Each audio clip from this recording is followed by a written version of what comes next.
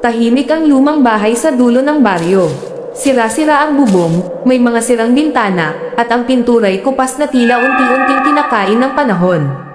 Ngunit sa lahat ng bahagi ng bahay, iisa lang ang kinatatakutan ng mga tao, ang kwarto sa ikalawang palapag, ang kwarto ni Magda. Sinasabi ng matatanda na doon daw nagpakamatay si Magda dahil sa pag-ibig na hindi niya kailanman ipinaglaban, at sa pag-ibig na ipinagkait sa kanya ng sarili niyang ama.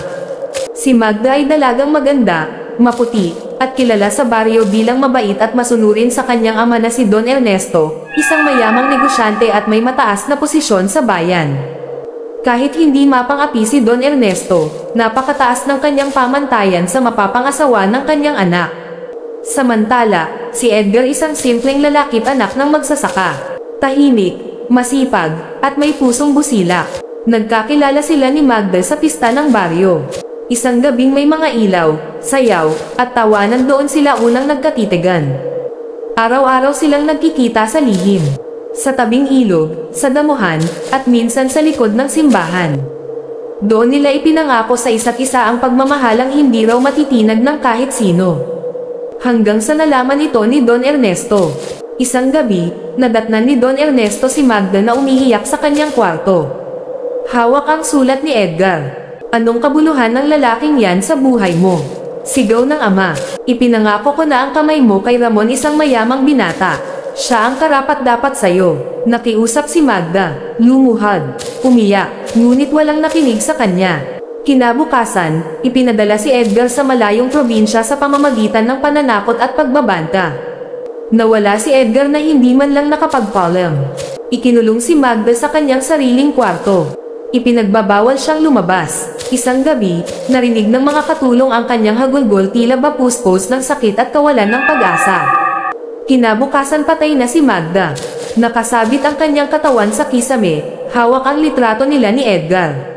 Nakatitig ang mga mata, tila ba may gustong sabihin. Simula noon, isinara ang kwarto. Walang sino mang naglakas loob na pumasok muli. Makalipas ang maraming taon, isang pamilyang mahirap ang tumira sa lumang bahay, ang pamilya ni Lia, isang dalagang estudyante. Unang gabi pa lang, napansin na ni Lia ang kakaibang pakiramdam sa ikalawang palapag. Ma, parang may umiiyak sa taas, sabi niya. Walang naniwala. Hanggang sa isang gabi, may narinig siyang yabag sa loob ng saradong kwarto, ang kwarto ni Magda. Isang madaling araw, nagising si Lia sa tunog ng pinto na dahan-daang bumubukas. Nang tumingin siya sa salamin sa tapat ng kama, ay isang babaeng nakatayo sa likod niya. Mahaba ang buhok, mapatla ang mukha, at nakasabit pa rin ang lubid sa leeg. Si Edgar. Nasaan si Edgar? Bulong ng multo. Nahihimatay si Lia. Kinabukasan, nagsimula ng magkasunod-sunod ang pananakot. Umiindayog ang aparador, may umiiyak sa gabi, at minsan may nakaapak sa hagdan kahit walang tao. Nagsiyasat si Lia sa kasaysayan ng bahay. Doon niya nalaman ang buong kwento tungkol kay Magda at Edgar.